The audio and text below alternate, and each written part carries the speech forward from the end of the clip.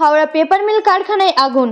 হাওড়া রানীহাটি এলাকায় একটি paper mill কারখানায় আগুন লাগে। ঘটনার খবর পেয়ে ছুটে আসেন একটি করে দমকলের 5টি গাড়ি।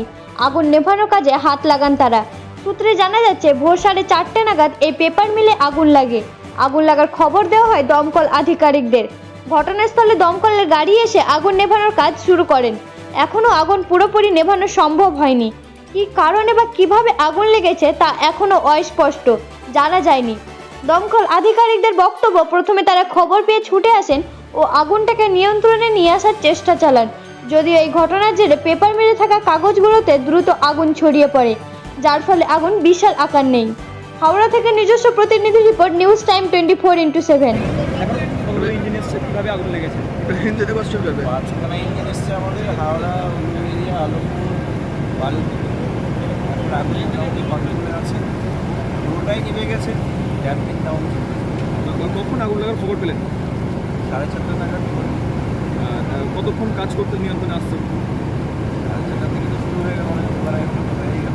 স্যার কটার সময় হয়েছে আগুন লাগার ঘটনাটা? আমাদের কাছে 4:30টার দিকে খবর পেয়েছিল হাওড়া। এটা কিসের কারখানা ছিল? শুনেছি কিছু পেপার তৈরি। আগুন লাগার কারণ কি কিছু জানতে পারছেন? কারণ তো এখন জানা যাবে না, আগুন আগে নির্মাণও হবে, তারপরে কারণ বলা যাবে। এখন আয়ত্তে, আগুন এখন আয়ত্তে পুরো। হ্যাঁ, পুরোপুরি নিভে গেছে। এখন শুধু আমরা লাস্ট যেটা হয় ছাইগুলোতে জল দিয়ে বেরিয়ে যাবে। হিন্দিতে করে নাও। সার্টিফিকেটের কোনো গল্প নেই, এমনি সব ঠিক আছে। তখন দ্রুততার সঙ্গে এসছে, এসে সমস্ত জিনিসটাকে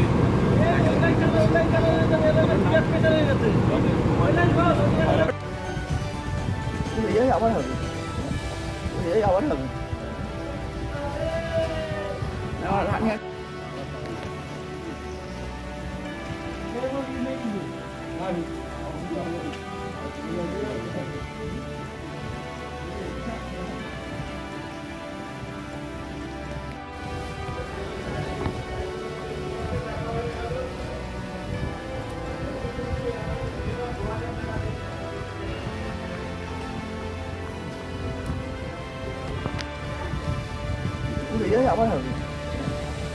আবার হবে।